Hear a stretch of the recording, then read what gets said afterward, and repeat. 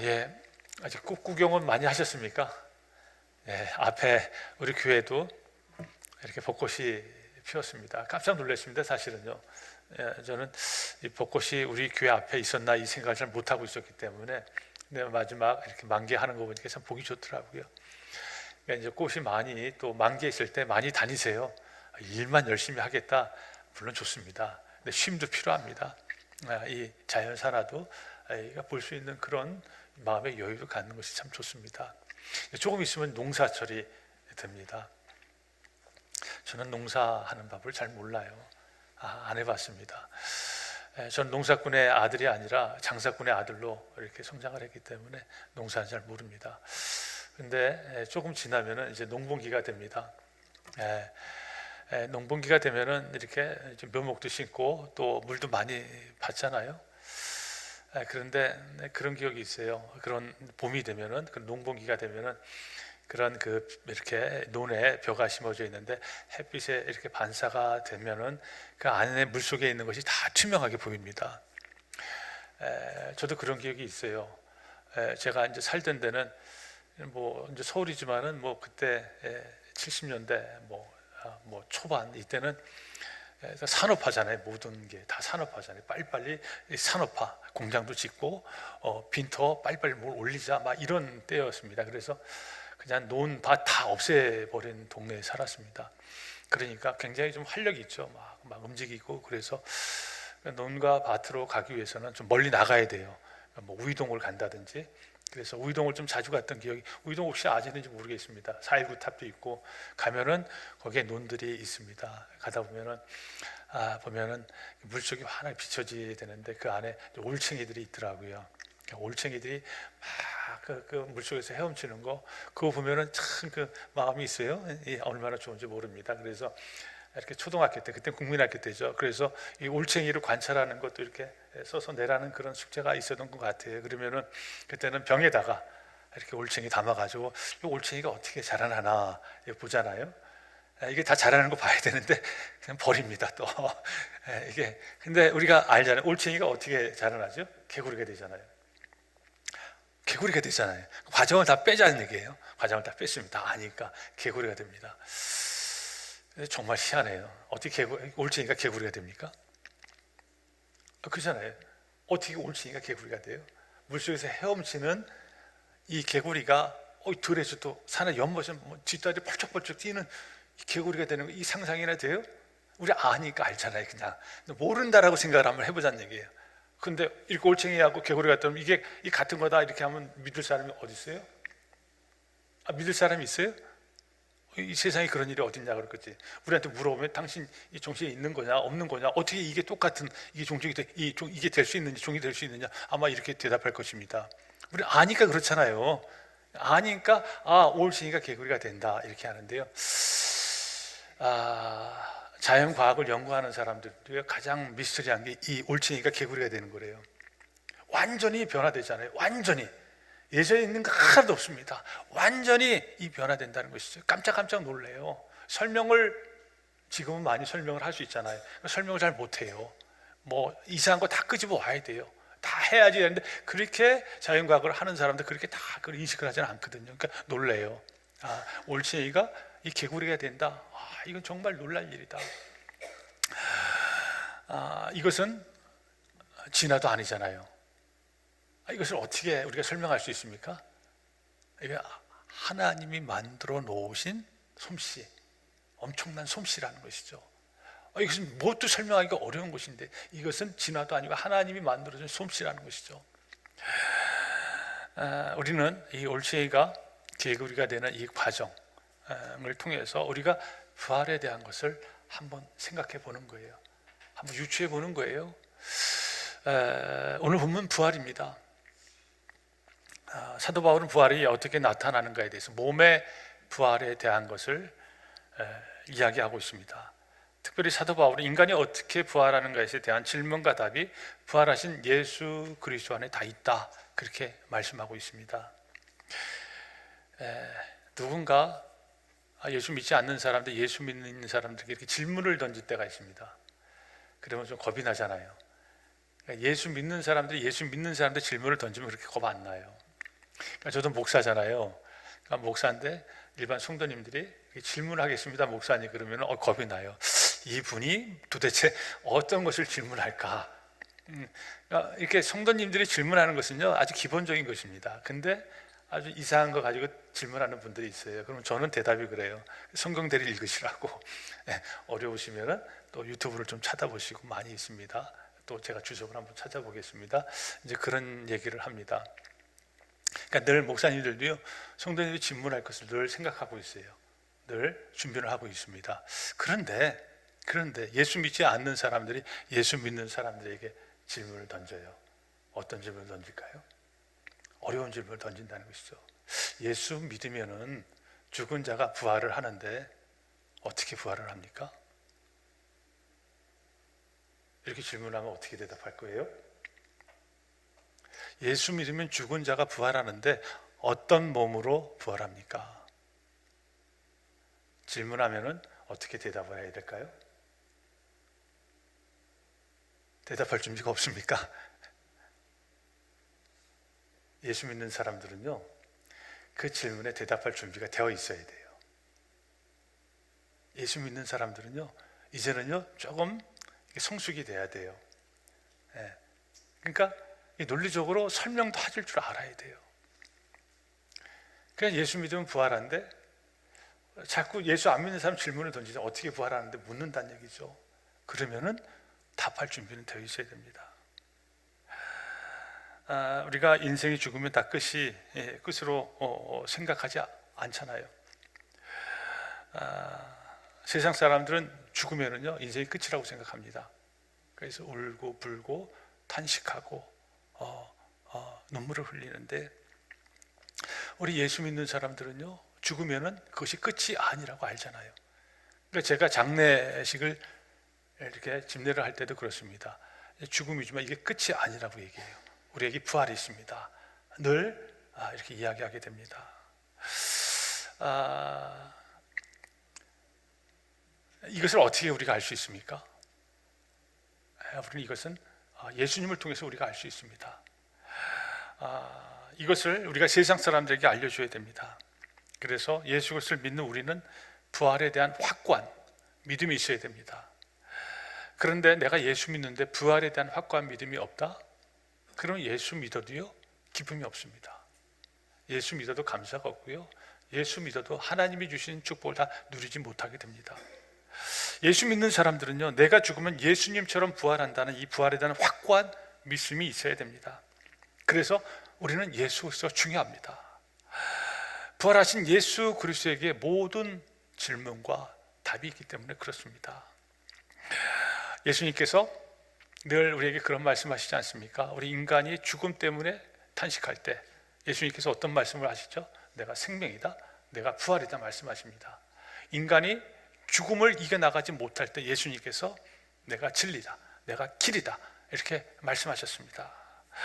그래서 우리 죽음이 내 앞에 있다고 근심하지 말고, 죽음이 내 앞에 있다고 절망하지 말고, 예수님이 죽은 자 가운데서 부활한 것처럼 나도 죽으면 부활한다는 이 믿음을 갖고 오늘도 내일도 담대하게 살 것을 우리에게 요청하신 분이 바로 하나님이십니다. 그래서 우리는 죽으면 부활한다는 이 부활에 대한 확고한 믿음을 가지시고 힘차게 또 사랑하는 우리 성도님들 되시기 바랍니다. 우리가 죽으면 부활하는데 유대인들은요 인간이 몸과 영혼이 같이 있다 이렇게 생각을 했습니다. 그리고 죽으면은 몸은 흙으로 돌아가고 영은 하나님 앞에 서게 되는데 마지막 때 하나님께서 새로운 몸으로 덧입혀 주신다 이렇게 알고 있었습니다. 사도 바울은 그 예로 첫 번째 인간의 아담과 두 번째 인간으로 이 땅에 오신 예수 그리스도의 부활에 대해서 우리에게 말씀해 주는데, 우리 45절 말씀을 우리가 어떻게 우리에게 말씀하는지 우리 함께 읽겠습니다. 기록된 바 첫사람 아담은 생명이 되었다 함과 같이 마지막 아담은 살려주는 영이 되었나니 아멘. 여기 보니까 첫사람 아담은 생명이 되었다, 그렇게 기록이 되어 있고 마지막 아담은 살려주는 영이 되었다, 그렇게 사도 바울은 우리에게 말씀해 주고 있습니다. 여기 첫사람 아담이 있습니다. 여기 아담은 생명이 되었다, 그렇게 기록이 되어 있습니다. 이 생명이란 단어, 생명이란 단어, 어떤 성경 구절이 기억이 나나요? 창세기 2장 7절에 보면 하나님께서 흙으로 사람을 만드십니다. 사람을 만들 때는요, 그때는요, 이 사람이 몸이에요. 육체예요. 그러니까 생명이 없어요. 그러니까 하나님이 흙으로 사람을 만들었지만 그때는요, 몸덩어리예요. 살덩어리예요. 육체 덩어리예요. 생명이 없다는 것이죠. 그 생명이 없는 그 육체 덩어리에, 그 몸덩어리에 하나님께서 하나님의 생명을 코에 불어넣으니 생명이 되었다, 그렇게 기록이 되어 있습니다. 그러니까 인간은요, 생명이 있는 존재가 됐어요. 인간은 살아있는 존재가 됐습니다. 거기까지입니다. 살아있는 생명, 생명이 있는 존재가 됐다는 것이죠. 그런데 오늘 본문 보니까 마지막 아담은 살려주는 영이 되었다, 그렇게 기록이 되어 있습니다. 이 살려주는 영, 이 살려주는 영이 되었다는 것입니다. 여기 마지막 아담은 구약에서는 메시아이고 신약에서는 그리스도, 또한 예수님이십니다. 이 예수님이 이 마지막 아담으로 이 땅에 오셨다는 것이죠. 이 땅에 오신 이 예수님이 우리에게는 살리는 영으로 오셨어요. 생명을 주는 분이라는 것이죠. 우리에게 부활의 능력을 주시는 분으로 이 땅에 오셨다는 것입니다. 그래서 우리가 이 땅에 살 때 먹기도 하고 마시기도 합니다. 직장에 나가서 열심히 일하고 땀 흘리기도 하고 또 애쓰기도 합니다. 그리고 사랑도 하고 결혼도 하고 자녀도 낳고 이 모든 것을 하면서 살아가는 존재가 우리입니다. 살아있으니까, 생명이 있으니까, 숨을 쉬고 심장이 뛰고 이런 먹고 마시고 일하고 운동하고 여행하는 그 모든 삶을 살 수 있습니다. 이런 축복, 이런 살아있는 생명, 이건 하나님께서 모든 사람에게 허락해 주신 은혜입니다. 우리가 살아있기 때문에 호흡하는 거예요. 살아있기 때문에 움직이는 것입니다. 살아있기 때문에 목숨이 있는 것입니다. 이럴 때 우리가 얼마나 감사한지 몰라요. 그래서 생명이 있을 때 기뻐해야 돼요. 생명이 있을 때 감사해요. 생명이 있을 때 하나님이 내게 주신 축복으로 알아야 됩니다. 그런데 우리가 이 땅에서 열심히 살다가 우리가 하나님 앞에 설 때가 있습니다. 그때 하나님께서 예수님을 죽은 자 가운데서 다시 살아나셔서 거룩하고 영광스러운 몸으로 변화된 것처럼 우리도 하나님께서 거룩한 몸으로, 영광된 몸으로, 지금의 육체와는 전혀 다른 새로운 몸으로 부활하게 하신다는 이 사실을 믿어야 됩니다. 그리고 이 땅에서 우리가 하나님의 자녀답게 살아가는 것이 이게 믿음의 사람들의 참 모습입니다. 그래서 사도 바울은 이 몸의 부활이 어떤 모습으로 나타나는지 몇 가지 대비시키면서 우리에게 구체적으로 알려주시는데, 우리가 어떤 몸으로 부활하는지 우리 여기 42절 말씀을 우리 함께 읽겠습니다. 죽은 자의 부활도 그와 같으니 썩을 것으로 심고 썩지 아니하는 것으로 다시 살아나며, 아멘. 여기 죽은 자의 부활도 그와 같으니 썩을 것으로 심고 썩지 아니할 것으로 다시 살아나리라, 그렇게 기록되어 있습니다. 썩을 것으로 심고 썩지 아니할 것으로 다시 살아난다. 이 썩는 것, 썩는 것은 어떤 것을 가리키나요? 이 썩는 것은 우리 육체를 가리킵니다. 우리 육체는 썩잖아요. 우리 육체는 부패하잖아요. 하나님께서 인간을 창조하실 때 향기만 나는 존재로 창조하지 않았다는 것이죠. 인간은 죽는 존재입니다. 인간은 부패하는 존재입니다. 인간은 썩는 존재입니다. 하나님이 그런 존재로 창조하셨어요. 썩는 존재로 창조하셨다는 것이죠.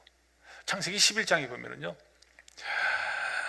나사로가 죽어 무덤에 장사했습니다. 그때 예수님께서 무덤으로 가시면서 돌을 굴려 놓으라, 그렇게 이야기했습니다. 그때 나사로의 누이 동생 마르다가, 주님, 우리 오라버니가 죽은 지 사흘 돼서 냄새가 납니다, 그런 얘기를 합니다. 냄새가 난대요. 좋은 냄새인가요? 아니요, 좋은 냄새가 아니에요. 어떤 냄새? 썩는 냄새가 난다는, 부패한 냄새가 난다는 것입니다. 인간은 죽으면 부패합니다. 인간은 죽으면 썩습니다. 인간은 죽고 썩으면 한 줌의 흙으로 돌아갑니다. 창세기 3장에 보면은요, 인간이 이 땅에 살다가 때가 되면은 다시 흙으로 돌아갈지라 그렇게 말씀하고 있습니다. 우리는 죽음을 피하고 싶지만 죽음을 피할 수가 없습니다. 어떤 존재도 죽음을 피할 수 없습니다. 내 육체가 아무리 건강해도, 내가 아무리 오래 살고 싶어도, 내가 아무리 돈과 재물이 많이 있고 건강하고, 내가 세상에서 성공하고 아름답고 강해 보여도 결국 우리 몸은 죽습니다. 부패합니다. 썩고 한 줌의 흙으로 돌아가는 것이, 이것이 인간이 갖고 있는 한계입니다. 그러나 오늘 본문은 명백하게 우리에게 말씀하고 있습니다. 썩어질 존재이지만 썩지 아니하는 것으로 다시 살아난다. 썩는 존재인데 썩지 아니하는 존재로 다시 살아난다. 그렇게 하나님께서 우리에게 말씀하고 있습니다. 씨앗이 땅에 떨어지면 사라지는 것 같지만 다시 돋아날 때는 우리가 상상하는 그 이상으로 완전히 변화된 것으로 다시 태어나는 것처럼, 우리 육체도, 우리의 죽음도 죽음으로 끝나는 것이 아니라 완전히 새로운 생명으로, 썩지 아니하는 몸으로 다시 살아난다. 그렇게 말씀하고 있습니다. 그때는 우리 육신이, 우리가 육신의 몸으로 있을 때는 죄를 짓고 그것 때문에 탄식하고 질병 때문에 고통당하고 눈물을 흘리며 또한 절망하지만, 썩지 아니하는 것을 다시 태어날 때는 더 이상 죄 때문에 탄식하지 않고 질병 때문에 고통당하지 않고 눈물을 흘리는 일도 없고 고난당하는 일도 없고 아파하는 일도 없고 낙심하고 절망하는 일도 없는, 그냥 하나님과 함께 영원히 사는 몸이 된다. 그렇게 말씀하고 있습니다. 이것을 누가 보증을 하셨나요? 바로 예수님이십니다. 예수 그리스도가 먼저 부활하셔서 우리에게 보증이 되셨습니다. 그래서 우리는 죽음을 두려워하지 않는 것입니다. 우리는 죽음을 무서워하지 않습니다. 우리의 마지막은 무덤이 아니라 썩지 아니하는 것을 다시 살아나는 영원한 생명이 있기 때문에 그렇습니다. 그래서 우리는 죽음을 두려워하는 것이 아니라 우리에게 부활이 있다는 이 사실, 이것이 사실 오늘을 살아가는 우리에게 힘이 되는 것입니다.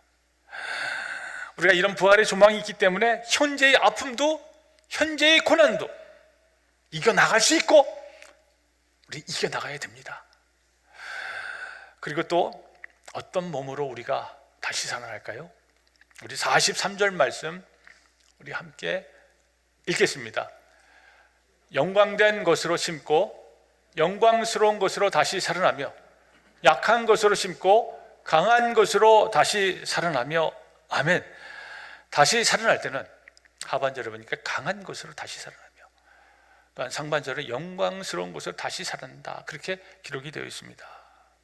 여기 욕된 것을 심고 또한 약한 것으로 심는데, 부활할 때는 강한 것으로 다시 살아나고 영광스러운 것으로 다시 살아난다. 그렇게 우리에게 말씀하고 있습니다. 인간의 몸은 언젠가는 죽습니다.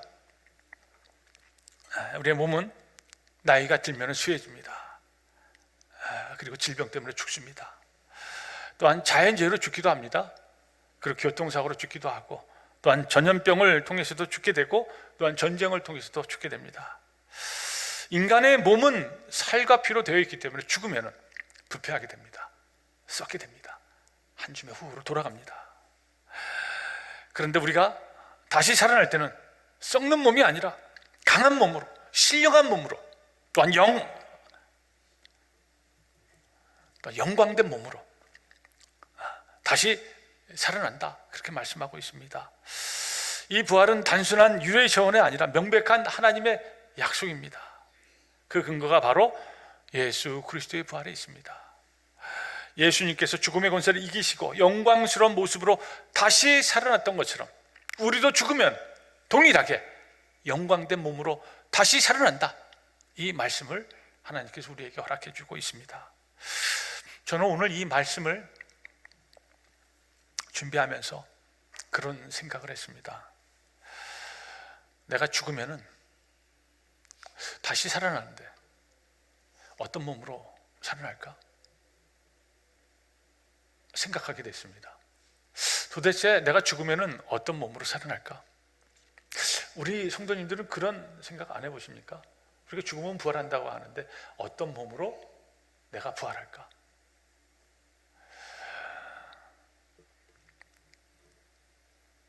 우리가 초등학교 다녔을 때 그런 몸도 있을 것이고요, 또한 중고등학교 다닐 때의 그런 몸도 있을 것입니다. 그리고 청년 때의 몸도 있잖아요. 그리고 지금 30대인가요? 40대인가요? 50대인가요? 60대의 몸도 있잖아요. 그리고 70 되신 성도님들도 계시고 또한 80 되신 성도님들도 계시잖아요. 그럼 내가 부활할 때 나는 70이 되고 80이 됐는데 난 흰머리도 많고 얼굴에 주름도 있고 노쇠했는데 내가 부활할 때 이 몸으로 부활하면 어떡하지? 젊게 부활해야 되잖아요. 이런 생각 갖고 있잖아요. 그러니까 내가 그런 노쇠한 몸으로 부활하면 어떻게 되지? 그런 걱정하는 분들이 아마 계실는지 모르는데요, 걱정할 필요가 없습니다. 우리가 성경을 읽어보면요, 부활할 때는 지금의 우리의 몸으로, 보고 만지는 몸으로 부활하는 것이 아니라 완전히 변화된 몸으로 예수님께서 영광스러운 몸으로 부활한 것처럼 우리도 완전히 다른 영광스러운 몸으로 부활한다, 그렇게 말씀하고 있습니다. 이 약속을 우리가 받았습니다. 예수 그리스도가 죽음의 권세를 이기고 부활한 것처럼 우리도 죽으면 부활합니다. 그때는 썩는 몸이 아니라 강한 몸으로, 신령한 몸으로, 영광된 모습으로 다시 살아난다는 이 약속의 말씀을 붙잡고 우리 모두 이 세상에서 살 때 죽음을 두려워하지 마시고 담대하게 기쁘게 살아가는 우리 믿음의 성도님들 되시기 바랍니다. 이렇게 살다가 하나님이 부르시면 주님 내가 여기 있습니다, 담대하게 설 수 있도록 우리 모두 이 세상에서 부활의 기쁨을 미리 앞당기며 오늘 생명이 있음을 기쁨으로, 또한 즐거움으로, 또한 죽음이 내 앞에 있을지라도 담대하게 살아가시는 귀하고 복된 성도님들 다 되시기를 주님의 이름으로 축원드립니다. 하나님 아버지, 오늘 말씀을